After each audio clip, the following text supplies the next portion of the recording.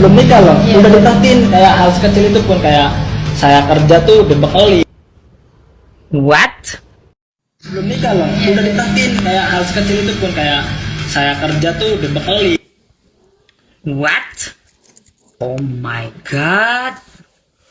Nih yang kayak begini nih bisa rusak. Masih pacaran aja, si ibu udah merhatiin banget. Sampai nyuciin pakaian, kerja dibekelin makanan. Kok jadi aneh ya? Job desk-nya si ibu, dimana ibu ini masih punya suami. Jadi bukan ngelakuin ke suaminya, malah ngelakuin ke pacar anak ceweknya. Halo sahabat Fakta 5D, ketemu lagi dengan 5D yang terus mengabarkan fakta viral seputar selebritas tanah air yang terus saja bikin berita, dan dengan berita mereka tetap eksis di ranah media. Ya, Rosy Zai sering kali keceplosan dalam diwawancara oleh wartawan. Dia terkadang mengaku nyaman dengan ibu mertuanya, yaitu ibu dari istrinya, Norma Risma. Dan bahkan dia juga tidak sungkan kepada ayahnya Risma, yang artinya ayahnya sendiri sampai tidak diurus gara-gara ngurusi mantunya. Inilah yang dipertanyakan oleh artis senior Emma Waroka. Ya, Rosy memang sering keceplosan menghadapi wartawan. Disitulah netizen termasuk para artis makin tidak respect kepada Rosy karena pengakuannya yang pelin-pelan dan cenderung tidak teratur. Artinya Rosy makin akan bermasalah jika melaporkan Norma Risma ke polisi. Nah, untuk itu Emma Waroka membahas dan menganalisa pengakuan dari Rosy Zai ini dan juga menganalisa perilaku dari ibunya. Nah, bagaimanakah Emma Waroka menganalisa hal ini? Yuk kita simak saja di 5D kali ini. Like, subscribe, dan komennya di tengah. Jangan lupa selalu ada doa dalam setiap lentikan jarimu. Sebelum nikah loh, udah ditekin kayak hal sekecil itu pun kayak saya kerja tuh dibekali. What? Sebelum nikah loh, udah ditekin kayak hal sekecil itu pun kayak saya kerja tuh dibekali. What?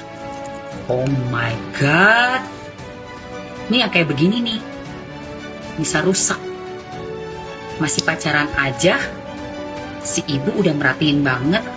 Sampai nyuciin pakaian, kerja dibekelin makanan. Kok jadi aneh ya? Job desk-nya si ibu, dimana ibu ini masih punya suami.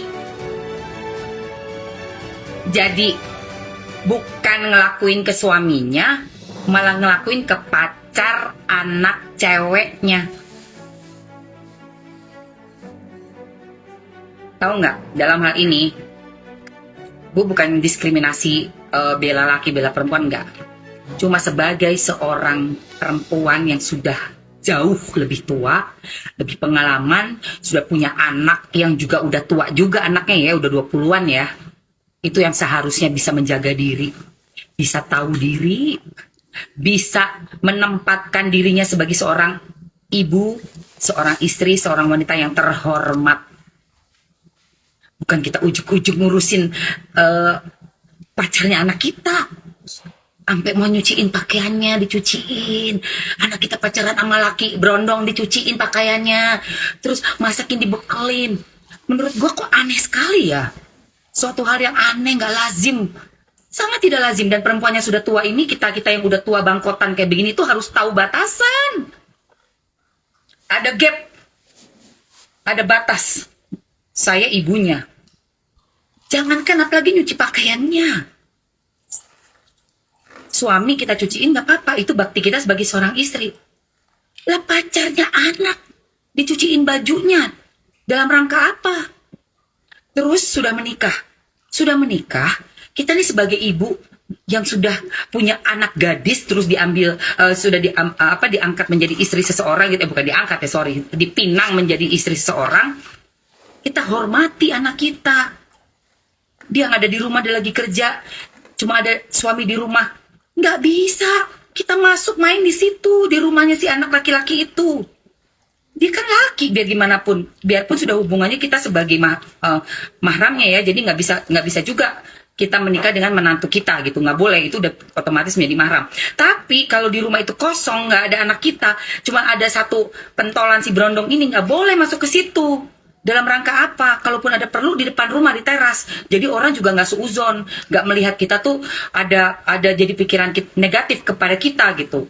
Masuk rumah, ditutup pintu, dikunci pula, itu udah bener-bener nggak bisa. Menanggapi klarifikasi Rozi, Insya Allah nggak bakal tidur.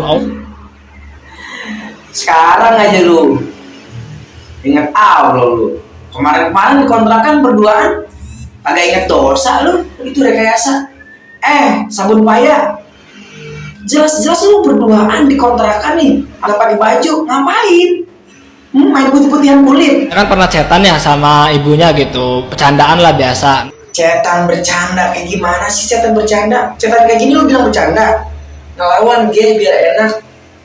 Ngelawan gay biar enak. Ngelawan yang enak tuh apa? Nggak mungkin ngelawan arus kan? Udah pasti ngelawan yang itu. Siapa wae lu mbak? Udah sekarang gini aja dah. Daripada lu pacaran sama mama, mending lu pacaran sama ini nih, kue donat nih. Tuh sama ada lubangnya tuh. Bisa dimakan lagi tuh. Menurut gua sekarang stop ngatain Norma Risma tolol. Lu pasti semua gara-gara kejadian di awal bahwasanya Norma Risma ini menemukan bukti bahwasanya si R ini telah berhubungan badan dengan ibunya. Bukti itu pertama di chat. Lu nggak tahu kan kalau si Norma Risma ini bocahnya ini polos dan si R ini cinta pertamanya Norma Risma. Dan setelah menemukan bukti itu, si R meyakinkan Norma Risma bahwasanya itu hanya kesalahpahaman. Itu di awal, ingat. Dan Norma Risma ini bucin parah. Lu nggak bisa ngatain orang bucin tuh tolol gitu. Lu nggak bisa. Meskipun segimanapun, kalau lu bucin banget, dia masuk jurang, lu pasti ngikutin. Trust me. Dia lagi ngapa-ngapain, lu pasti ikutin arahannya. Lu nggak bisa bilang seenaknya gitu. Kalau misal lu nggak ngerasain jadi Norma Risma itu gimana gitu. Terus yang kedua, gue lebih kasihan sama bapaknya. Gila ya lu. Ya kasihan dua-duanya lah anjir. Norma Risma juga kasihan, bapaknya juga kasihan. Nanti yang dirugikan emang dua-duanya. Kalau sebutannya ada mantan istri, mantan pacar, tapi lu paham nggak? Nggak ada lo sebutan mantan ibu. Jadi menurut gua, kalian nggak usah menilai Norma Risma atau apapun lah, karena hal ini tuh udah kejadian gitu. Apalagi kalian sampai ngatain tolol ke Norma Risma gara-gara bucinnya itu. Agak gimana ya, orang lagi musibah lu katain tolol. Jadi aduh, udahlah, kita doakan aja lah Norma Risma ini sama bapaknya. Gak usah kalian judge Norma Risma ini, kasihan coy. Udahlah, mending tidur